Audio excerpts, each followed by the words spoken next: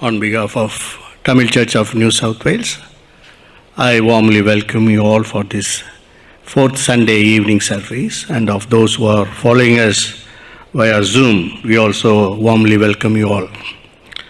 New South Wales Tamil திருச்சபையின் சார்பாக இந்த நான்காவது வார ஞாயிற்றுக்கிழமை ஆராதனையிலே கலந்து கொள்ளும்படியாய் வந்திருக்கிற உங்கள் ஒவ்வொருவரையும் ஆண்டவராகிய இயேசு கிறிஸ்துவின் இனிய நாமத்தில் வாழ்த்தி வரவேற்கிறோம். அதே போல காணொலியூடாக இந்த ஆராதனையிலே கலந்து கொண்டிருக்கிற ஒவ்வொரு குடும்பத்தாரையும் நாங்கள் வாழ்த்தி வரவேற்கிறோம். ஜெபம் செய்வோம்.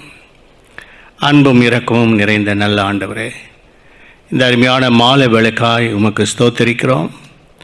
நீர் தயவாய் அழைத்து கொண்டு வந்த அருமையான உம்முடைய பிள்ளைகளுக்காய் உமக்கு நன்றி செலுத்துகிறோம். வர தடைப்பட்ட மக்களுக்காய் கூட உம்மிடத்திலே நாங்கள் வேண்டிக் கொள்கிறோம். இந்த நாளிலே கர்த்தாவே, தூர தேசத்திலே பிரயாணப்பட்டு இருக்கிறவர்களுக்காய் கூட ஜெபிக்கிறோம்.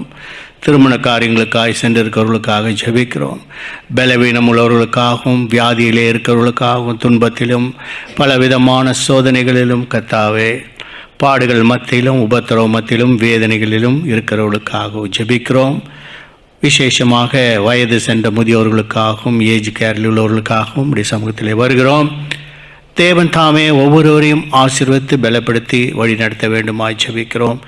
எல்லாவித அந்தகார சக்தியின் கிரிகள், பொல்லாத ஆவிகள் நசரனாகிய இயேசுவின் இனிய நாமத்தில் கடிந்து காட்டுகிறோம். ஆவியானவர் வெற்றி கொடி பிடிக்கும்படியாய் ஜெபிக்கிறோம். மீட்பர் இரட்சகருமாகிய இயேசுவின் இனிய நாமத்தில் ஜெபிக்கிறோம். ஜீவனுள்ள நல்ல பிதாவே. மீண்டுமாக நாம் வாசித்த வேத பகுதியிலிருந்து 2 கொரிந்தியரின் புஸ்தகம் 5ஆம் அதிகாரம் 15ஆம் வசனத்தை நாம் வாசிக்க கேட்போம். பிழைத்திருக்கிறவர்கள் இனி தங்களுக்கென்று பிழைத்திராமல் தங்களுக்காக மரித்து எழுந்தவருக்கென்று பிழைத்திருக்கும்படி அவர் எல்லாருக்காகவும் மரித்தார் என்று நிதானிக்கிறோம். ஓகே, பிழைத்திருக்கிறவர்கள் அப்படின்னா என்ன? What does it mean? நாம் எல்லாமே பிழைத்து தான் இருக்கிறோம் இல்லையா? அநேகர் மரித்து விட்டார்கள். many have passed away in this world, from this world. அநேகர் மரித்தார்கள். many died, many departed இல்லையா? many perished, even many were destroyed. அநேகர் அழிக்கப்பட்டார்கள், மறைந்தார்கள், மரித்தார்கள், died and perished இல்லையா? But we are the one who are living in this world. பிழைத்திருக்கிறவர்கள் என்று சொல்லப்பட்டிருக்கு இல்லையா? இன்னொரு தமிழாக்கம் சொல்கிறது, வாழ்கிறவர்கள், வாழ்ந்து கொண்டிருக்கிறவர்கள் இனி தங்களுக்கென்று வாழாமல். வாழ்ந்து கொண்டிருக்கிறவர்கள், அதாவது பிழைத்திருக்கிறவர்கள் என்ன செய்யணுமா? அப்போஸ்தலனாகிய பவுல் எழுதுகிறார், பிழைத்திருக்கிறவர்கள் இனி தங்களுக்கென்று பிழைத்திராமல் நமக்காக மரித்து உயிர்த்தெழுந்த இயேசுக்காய் நாம் பிழைத்திருக்கிறோம். அநேகர் ஜெபிக்கும் போது, எங்களுக்காய் மரித்து உயிர்த்தெழுந்த இயேசுவின் நாமத்தில் ஜெபிக்கிறோம் நல்ல பிதாவே இல்லையா? இன்னைக்கு வினோ கூட அப்படி தான் ஜெபம் பண்ணாங்க இல்லையா? எங்களுக்காய் மரித்து உயிர்த்தெழுந்த ஆண்டவராகிய இயேசுக்காக நாம் பிழைத்திருக்கிறோம், வாழ்கிறோம், வாழ வேண்டும். We have to live for the Christ, for the resurrected Christ who died for us and have been resurrected for us. நமக்காக மரித்தார், நமக்காக பிழைத்திருக்கிறார். அப்போ இனி பவுல் சொல்கிறார், we are in the last days, we are in the end days. கடைசி நாட்களிலே நாம் இருக்கிறோம் இல்லையா? Because many scholars, வேத வல்லுநர்கள், வேத ஆராய்ச்சியாளர்கள் எல்லாம் ஆராய்ந்து கொண்டே இருக்கிறார்கள். many are doing research on Bible, the word of God. என்ன ரிசர்ச் பண்ணுறாங்க? what they do on research when the world is going to end. இந்த உலகம் எப்பொழுது முடியும்? when Jesus is going to come back again. Because according to the theologians and according to those who do research and meditate on the scriptures, many have come to the conclusion and basing on the timeline. அந்த வேதத்தில் சொல்லப்பட்ட ஆண்டவராகிய இயேசுடைய இரண்டாம் வருகை அதிசீக்கிரமாய் இருக்க போகிறது என்று அநேக வேத வல்லுநர்கள் ஆராய்ச்சியாளர்கள் அதை ஆராய்ந்து கொண்டு நிற்கிறார்கள். குறிப்பாக ஆண்டவர் 33ஆம் வயதிலே ஆண்டவர் மரித்தார். 30 வயதிலே Jesus came for ministry at the age of 30 and he ministered for 3.5 years. 3.5 வருடங்கள் ஆண்டவர் இந்த உலகத்திலே ஊழியம் செய்தார். And Jesus was crucified, tortured, and he died 33 AD. So the expectation of the scholars, research scholars, may be the completion of 2 years according to God's year. 1 year is 1000 years is equal to 1 year. 1000 வருடம் ஒரு வருடத்துக்கு ஒரு நாளுக்கு சமம் இல்லையா? 1000 years is equal to 1 day. கர்த்தருடைய பார்வைக்கு 1000 வருடம் ஒரு நாளை போலவும் ஒரு நாள் 1000 வருடை போலவும் இருக்கு. இட் இஸ் ஸ்கிரிப்சரல், பைபிளில் சொல்லப்பட்டிருக்கிற ரகசியம். அப்போ ஆண்டவர் 33ஆம் ஏடியில் மரித்தார் என்றால் இப்போ 2000 ஆண்டுகள் ஆகிவிட்டது. அப்போ 2033 அநேகமாக ஆண்டவருடைய வருகை இருக்கும் என்று வேத வல்லுநர்கள் ஆராய்ச்சி செய்து சொல்லுகிறார்கள். ஏனென்றால் the third day begins 2033. The third day, because 2 days has passed. The third day will begin on 2033. So இது வந்து it is they guess. அவர்கள் இப்படி இருக்கலாம் என்று நினைக்கிறார்கள். They have not come to the conclusion. Everyone is guessing and they are predicting. இப்படி இருக்கும்னு நினைக்கிறாங்க.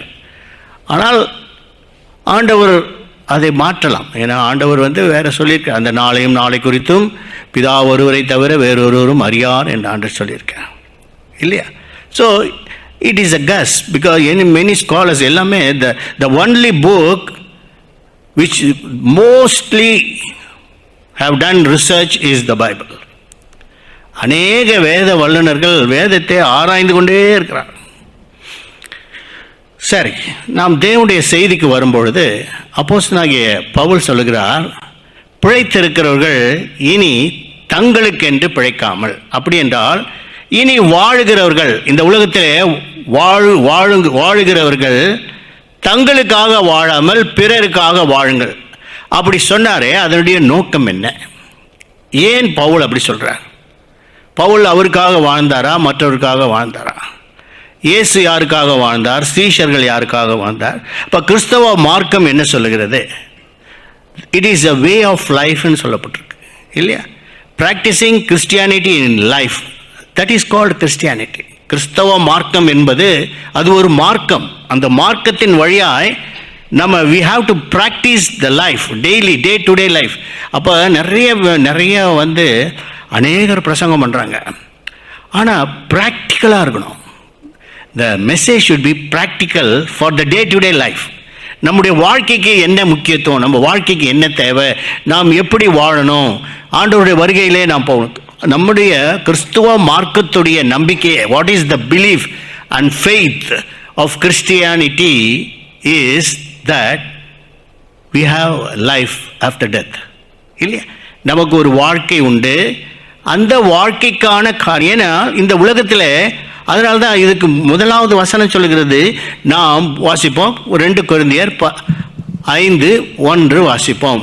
பூமிக்குரிய கூடாரமாகிய நம்முடைய வீடு அழிந்து போனாலும் தேவனால் கட்டப்பட்ட கைவேலை அல்லாத நித்திய வீடு பரலோகத்தில் நமக்கு உண்டென்று அறிந்திருக்கிறோம். பாத்தீங்களா? பூமிக்குரிய கூடாரமாகிய இந்த வீடு, அது எது சொல்றது?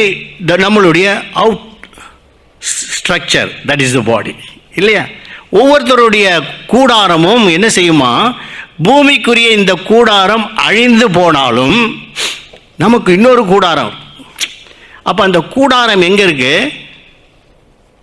பரலோகத்தில் நமக்கு ஒரு கூடாரம் இருக்கு இல்லையா? that is called, therefore Paul also writes in 1 Corinthians 15th chapter, he writes about the terrestrial body and the celestial body. ரெண்டு விதமான கூடாரங்கள் இருக்கு. ஒன்று பூமிக்குரிய கூடாரம், terrestrial body. Another one is the celestial body. இல்லையா?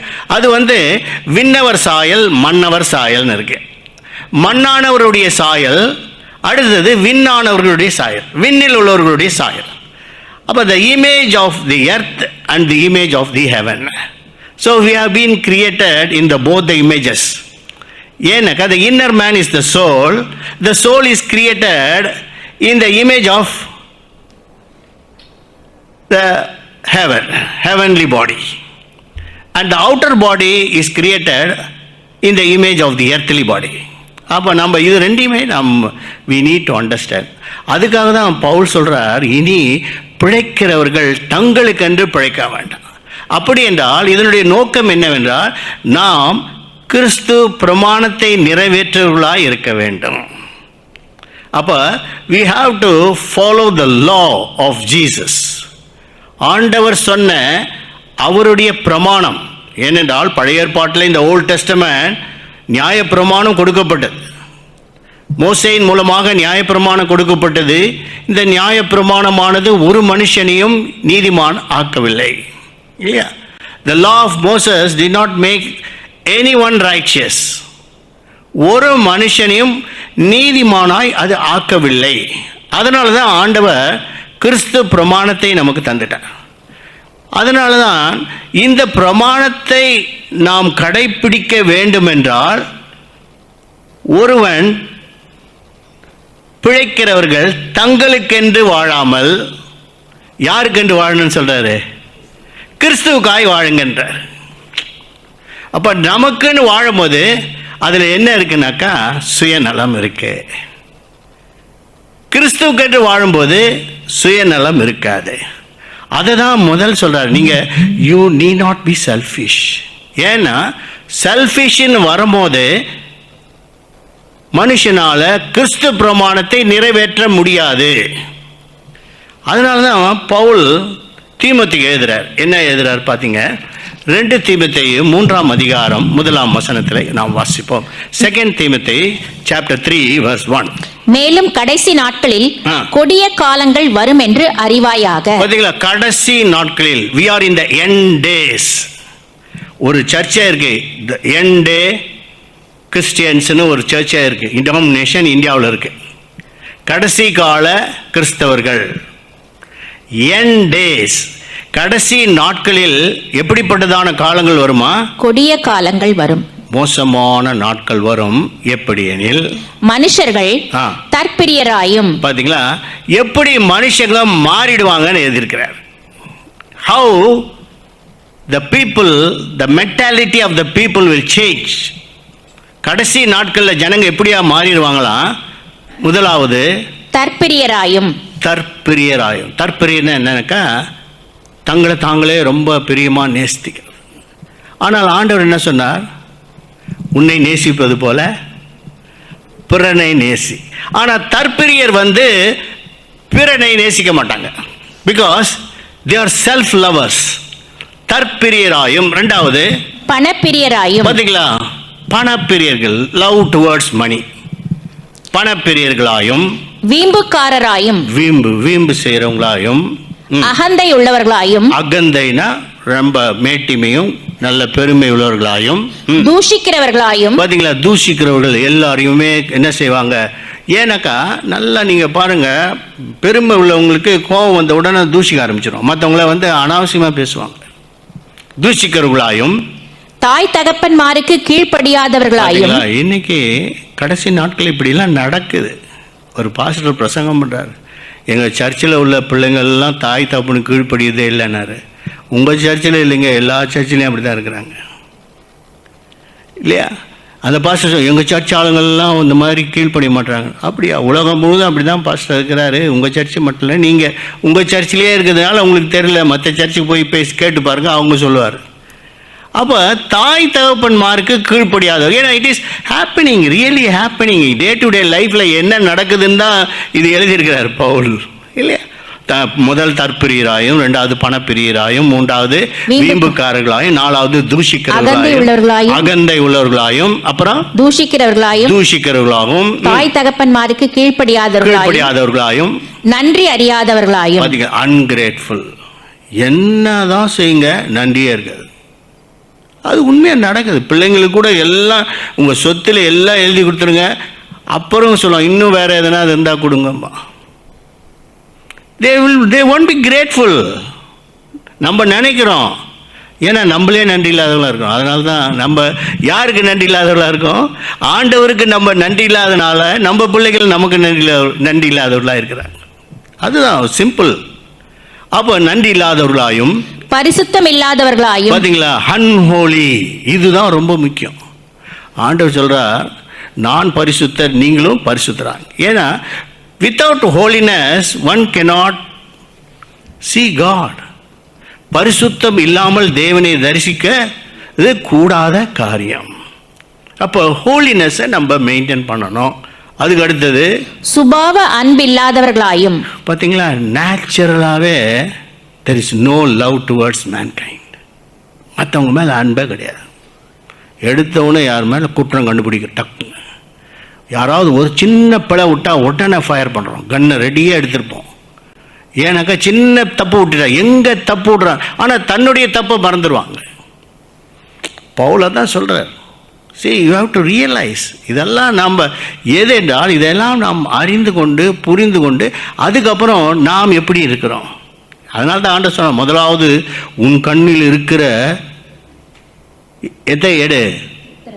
உத்திரத்தை எடுத்து பிற்பாடு பிறன் கண்ணில் இருக்க துரும்பை பாருன்றார். உன் கண்ணில் பெரிய கட்டை வந்து இருக்குது, அதை எடுத்துட்டு சின்ன துரும்பு ஒருத்தன் கண்ணில் இருக்குது, அதை முதல் சொல்கிற.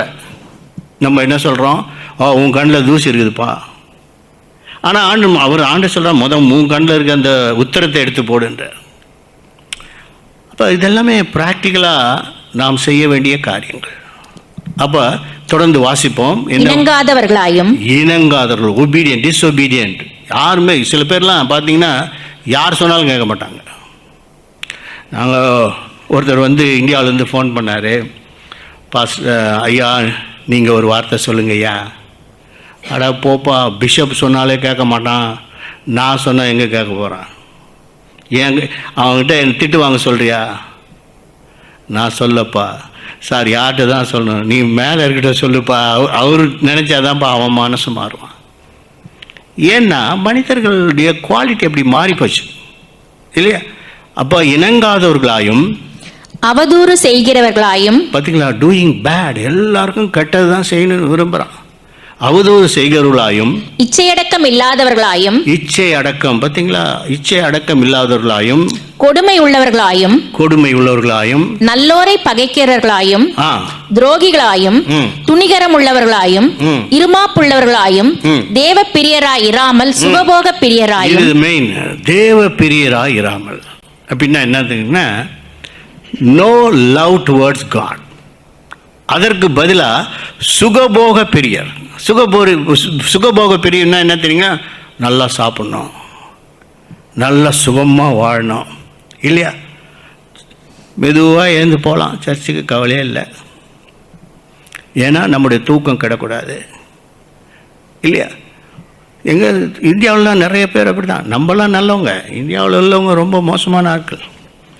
ஏன்னா கொஞ்சம் தூரமாக இருந்தால் கூட சொல்கிறாங்க, ஐயோ பாஸ்டர் அவ்வளோ தூரத்தில் வர முடியாது பாஸ்டர், பஸ்ஸெல்லாம் வர முடியாதுங்க, எங்களுக்கு வேணால் ஒரு இது அனுப்புங்க, வேன் அனுப்புங்க வரோம், கார் அனுப்புங்க வரோம். அப்போ சுகபோகமாய் வாழணும்னு ஜனங்க பிரியப்படுறாங்க. எந்த பிரச்சனையுமே இருக்கக்கூடாது இல்லையா? நோ ஹர்டல்ஸ், நோ எந்த பிரச்சனையும் இருக்கக்கூடாது. சுகமாக இப்போ போகிற இடத்துலலாம் சுகமாக இருக்கணும். ஃபஸ்ட்டு பதியில் உட்காந்து சாப்பிட்ணும், சுகமாக இருக்கும். என்னை எல்லாருமே என்ன செய்யணும், நல்லா கவனிக்கணும், எனக்கு எந்த கஷ்டமும் வரக்கூடாது இல்லையா?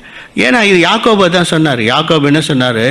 ஆண்டவரே நீ போகிற இடத்தில் என்னை காப்பாற்றி எனக்கு ஆதியாகமம் 28 கடைசியை வாசிக்கும் போது யாக்கோபுடைய சுவாபம் தான் எல்லாருக்கும் இருக்குது. என்ன சொல்கிறாரு பாருங்கள், ஆண்டவரே நீ போகிற இடத்தில் வாசிப்போம், அப்போது யாக்கோபு ஆ. தேவன் என்னோடே இருந்து ஆ. நான் போகிற இந்த வழியிலே என்னை காப்பாற்றி உண்ண ஆகாரமும் முத சாப்பாடு, உடுக்க வஸ்திரமும் நல்ல Dress எனக்கு தந்து என்னை என் தகப்பன் வீட்டுக்கு ஆ. சமாதானத்தோடே திரும்பி வர பண்ணுவாரானால் கர்த்தர் எனக்கு தேவனாயிருப்பார். நீங்க அப்படி பண்ணீங்கன்னா தான் யூ ஆர் மை காட், இல்லாட்டி யூ ஆர் நாட் மை காட்ன்றார். See how he is putting his demand before God. ஆண்டவருக்கு என்ன சொல்றார்? நீங்கள் எனக்கு சாப்பாடு கொடுக்கணும், போய் நல்ல ட்ரெஸ்ஸு கொடுக்கணும், அங்கே போனால் நல்லா தங்குறதுக்கு இடம் கொடுக்கணும், சுகபத்திரமாக திரும்பணும். அப்படி செய்வது ஆனால் யூ ஆர் மை காட், இல்லாட்டி எனக்கு வேறு காடு வேணுன்றோம். That is the prayer of everyone. அப்போ இதை தான் பவுல் சொல்கிறாரு, பிழைக்கிறவர்கள் தங்களுக்கென்று பிழைக்காமல் தங்களுக்காக நமக்காக மரித்து உயிர் தந்த கிறிஸ்துக்காய் நீங்கள் பிழைங்கின்ற. அப்போ கிறிஸ்துக்காக பிழைக்கிறது என்றால் என்ன? அதுக்கு தான் இப்படி சொல்கிறாரு. ஜனங்கள்லாம் இப்படி இருப்பாங்க. கடைசியாக என்ன சொல்கிறாரு? இப்படிப்பட்டவர்களை விட்டு விலகுன்ட்டார். வாசிங்க. தேவபக்தியின் வேஷத்தை தரித்து அதன் பலனை மறுதலிக்கிறவர்களாயும் இருப்பார்கள். இப்படிப்பட்டவர்களை நீ விட்டு விலகு. அப்போ போன உலகத்தை விட்டே போயிடணும். ஏன்னா உலகத்தில் இருக்க எல்லாருமே இதே மாதிரி தான் இருக்கான். இப்படிப்பட்டவர்களை விட்டு விலகுன்றார். அப்போ தீமோத்தேயுக்கு அட்வைஸ் பண்ணுறார். பைபிள் ஸ்டடியில் நம்ம எல்லாம் பார்த்தோம். அபவுட் தீமோத்தி இல்லையா? தீமோத்தி நம்ம வேத பாடம் படித்தோம் இல்லையா? அப்போ இதில் இவ்வளோ காரியத்தை சொல்லிட்டார். இது எல்லாத்தையும் விட்டு இவங்க இப்படிப்பட்டவங்களாக இருக்கிறாங்க, இவங்களெல்லாம் விட்டு விலகிருப்பா, அப்போ தான் உன்னை காப்பாற்றிக்க முடியும்ன்ற. மனுஷனுடைய குணாதிசயங்களை தான் எழுதியிருக்கிறார், வேற ஒன்றும் இல்லை. He wrote about the qualities above of every individual of human beings.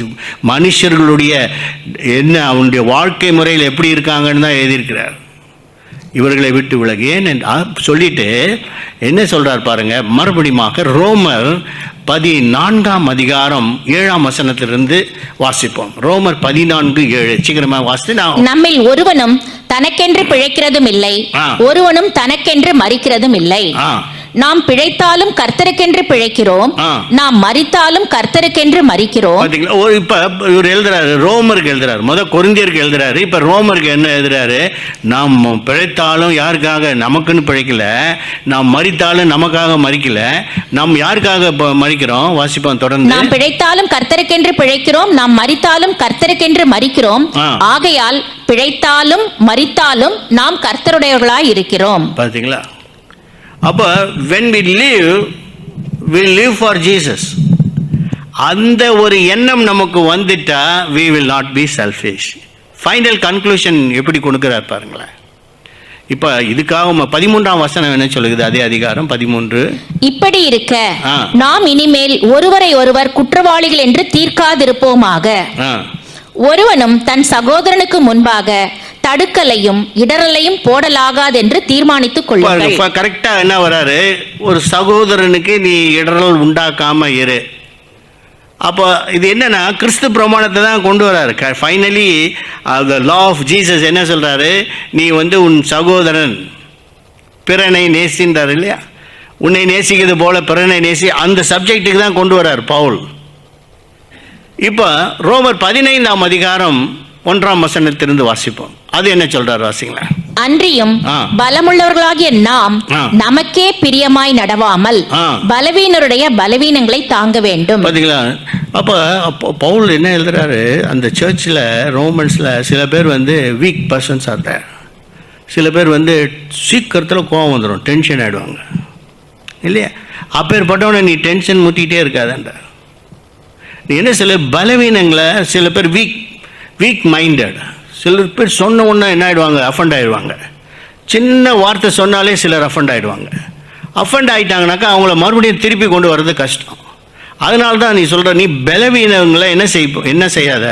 வாசிப்போம் தொடர்ந்து. பலமுள்ளவர்களாகிய நாம் நமக்கே பிரியமாய் நடவாமல் பலவீனருடைய பலவீனங்களை தாங்க வேண்டும்.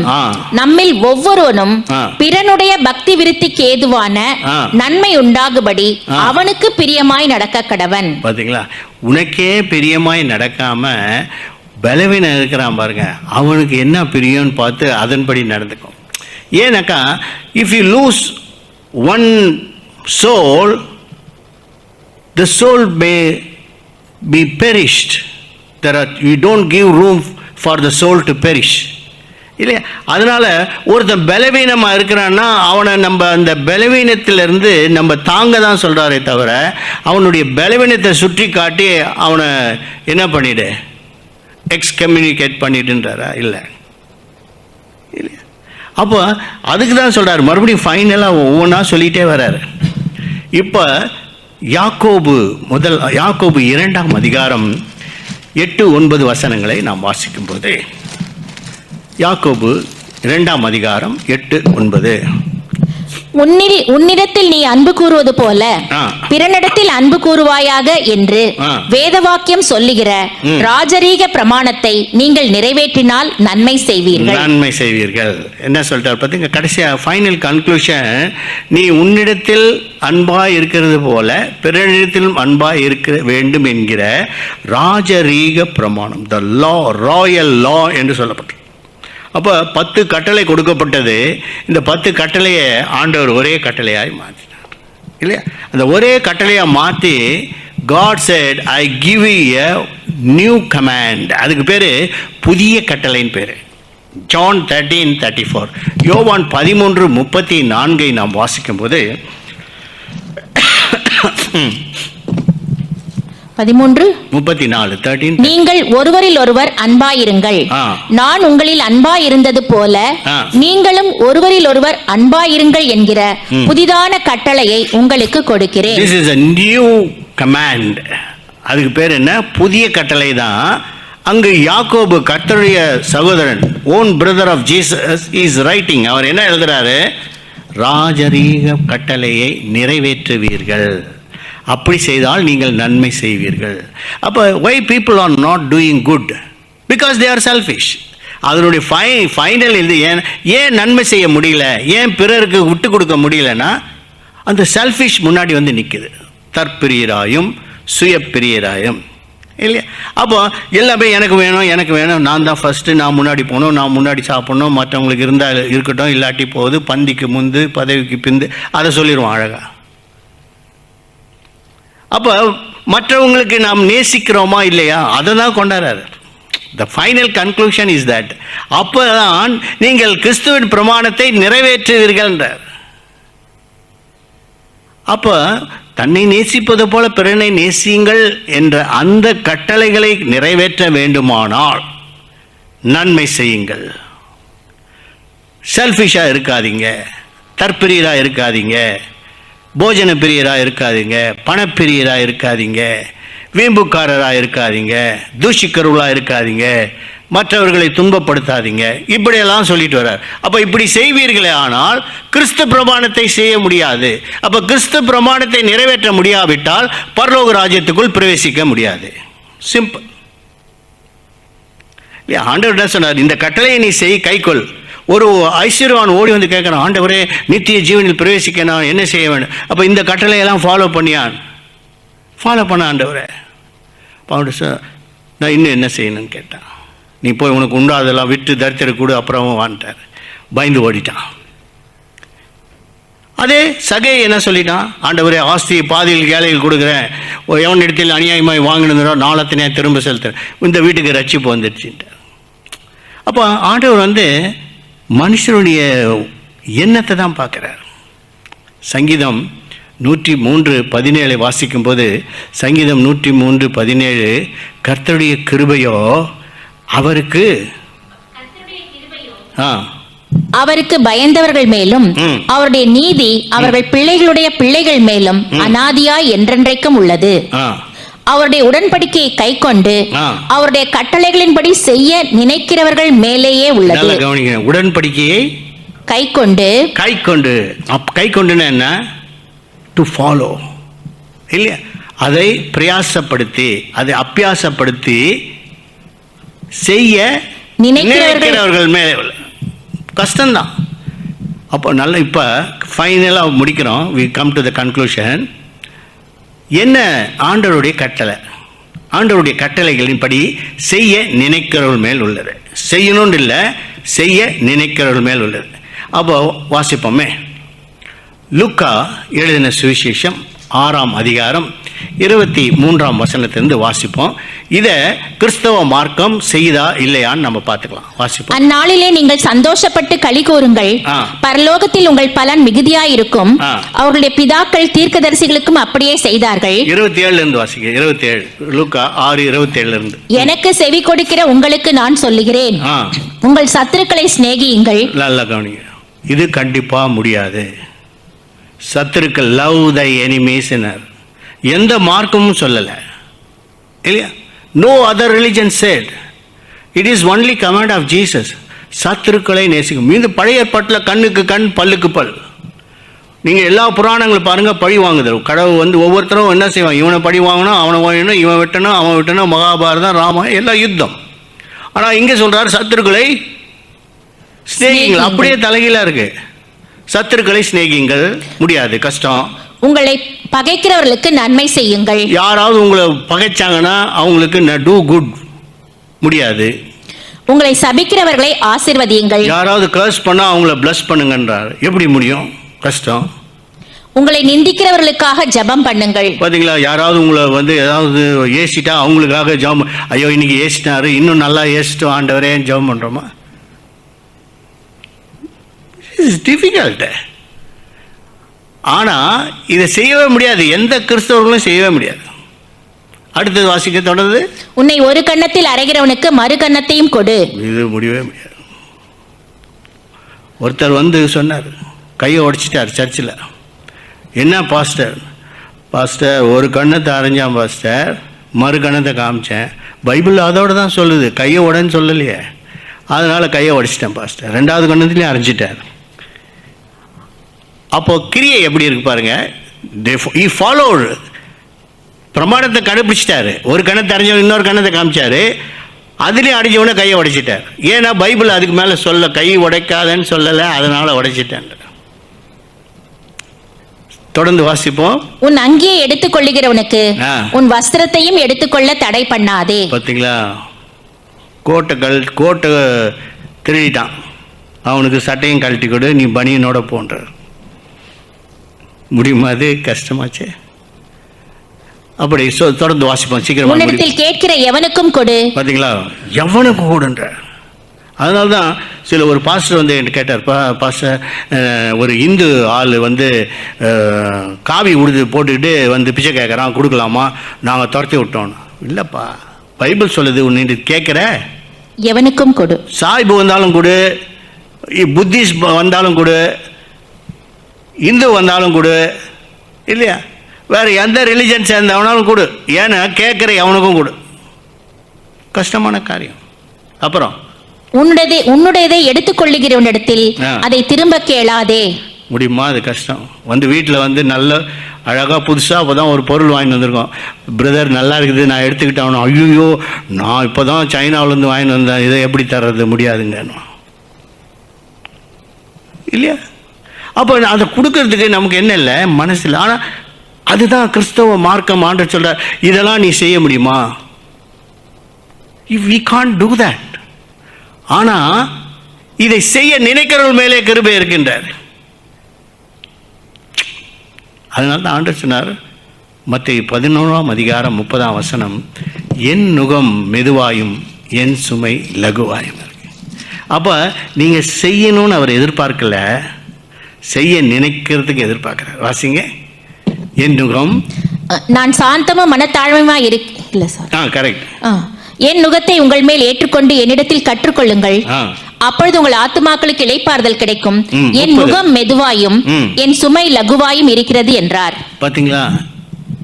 my yoke is very light என்றார், என் சுமை லகுவாய்.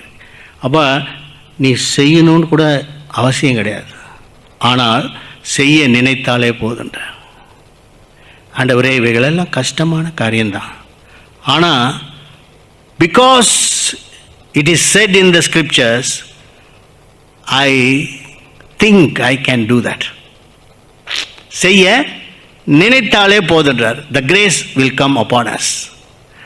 இதை தான் அப்போஸ்தலனாகிய பவுல் சொல்றார், பிழைக்கிறவர்கள் இனி தங்களுக்கென்று பிழைக்காமல் நமக்காக மரித்து உயிர்த்தெழுந்த இயேசுக்காய் பிழைக்கணும். அதனால தான் அந்த காலத்தில் சீஷர்கள்லாம் பார்த்தீங்கன்னா, அப்போஸ்தலர்களை நீங்கள் வாசிப்பீர்களானால் ஜனங்க எல்லாருமே கொண்டு வந்து அப்போஸ்தலர்கிட்ட இது பொதுவாய் அனுபவித்தார்கள். ஒருத்தனுக்கும் ஒன்றும் சொந்தமாக இல்லை. இன்றைக்கி நம்ம பாட்டு பாடுறோம், இயேசுவே உம்மை தவிர வேறொரு ஆசை இல்லை, பாட்டு பாடுறோம். வேறொரு ஆசை இல்லை இயேசு ராஜா உம்மை தவிர, உம்மை தவிர. ஆனால் பிரியாணிக்கு ஃபஸ்ட் அவர் தான் நிற்கிறார் க்யூவில். வேறு ஆசை இல்லைன்றாரு, ஆனால் சாப்பிட்ற ஆசை இருக்குது இல்லையா? யாராவது இப்போ பணம் டிஸ்ட்ரிபியூட் பண்ணால் முதல் பணம் வாங்க போகிறவர் அவர் தான். அப்போ மாமிசம் அழுகி நாரிட்டாலும் ஏசு போதுமே ஏசு போதுமேன்னு பாட்டு தான் எல்லாம் நம்ம வாயில் தான் பாடுறோம். பாடல் நிறைய பாடல் இருக்குது. ஏசு போதும், வேறு ஆசை கிடையாது. அதாவது no turning back, no turning back, the cross is before me, the world is behind me, பாட்டு தான். அப்போ பாட்டெல்லாம் அவங்கவுங்க பாட்டு எழுதிட்டாங்களே தவிர, ஆனால் நம்ம என்ன பாடுறோம், we just simply sing, வாயில் பாடிட்டு நம்ம போயிடுறோம். பட் ஆனால் இதை வந்து we bring into practice in your life. அதை தான் பவுல் சொல்கிறார் இல்லையா? So it is not difficult. அதை செய்ய நினைத்தாலே போதும். கண்களை மூடுவோம், ஆண்டவரை நாம் நோக்கி பார்ப்போம் இல்லையா? இவைகள் எல்லாம் திருஷ்டாந்தகமாக எழுதப்பட்டிருக்கிறது. எதுக்கென்றால் இவைகளின்படி நாம் செய்யும் பொழுது, செய்ய நினைக்கும் பொழுது நம் இருதயத்தில் ஒரு மாற்றம் உண்டாகிறது. அதனால தான் அநேகர் கொடுக்குறவங்க, நிறைய பேர் கொடுத்தவங்கள ஆண்டவர் சொல்ல, 2 காசு போட்ட விதவையை அதிகமாக போட்டான்னார். ஏன்னா உண்டானது எல்லாத்தையும் போட்டுட்டான் இல்லையா? அதனால் நாம் ஆராய்ந்து, நம்மை ஆராய்ந்து நாளுக்கு நாள் we have to refine ourselves. ஜெபம் செய்வோம். அன்பின் பிதாவே, இந்த நாளுக்காக நன்றி செலுத்துகிறோம். இந்த நாளிலும் கூட கேட்ட வேத வாக்கியங்களுக்காக எமக்கு நன்றி. ஆண்டவரே, பிழைக்கிறவர்கள், இனி வாழ்கிறவர்கள் தங்களுக்கென்று வாழாமல் கிறிஸ்துவுக்காய் நாங்கள் வாழும்போது ஆண்டவரே, நாங்கள் இவைகளெல்லாம் முயற்சி செய்கிறோம். இவைகளின்படி செய்ய நினைக்கிறோம். உம்முடைய கட்டளையின்படி செய்ய நினைக்கிறோம். அந்த ராஜரீக பிரமாணத்தை குறித்து நாங்கள் அந்த பிரமாணத்தின்படி செய்ய நினைக்கிறவர்கள் மேலே உம்முடைய கிருபை உள்ளது என்று சொல்லுகிறப்பா. ஆண்டவரே, நீர் மனமாற்றத்தை எதிர்பார்க்கிற தேவன், மனமாற்றத்தை விரும்புகிற தேவன். அதற்காக நன்றி செலுத்துகிறோம். நாங்கள் குறையுள்ளவர்கள், குற்றம் உள்ளவர்கள், மீறுதல்கள் உண்டு. ஆண்டவரே, பாவங்கள் பின்தொடர்ந்து பிடிக்கிறதப்பா. இவைகள் எல்லாவற்றிலிருந்து எங்களை விடுதலையாக்கி ஆண்டவரே, உம்முடைய வருகை நாளிலே நாங்கள் காணப்பட கிருபை செய்யும். ஆசீர்வதியும், பலப்படுத்தி, பாதுகாத்து வழி நடத்தும். மீட்பர் இரட்சகருமாகிய இயேசுவின் இனிய நாமம் ஜெபிக்கிறோம் எங்கள் ஜீவனுள்ள நல்ல பிதாவே. ஆமென், ஆமென்.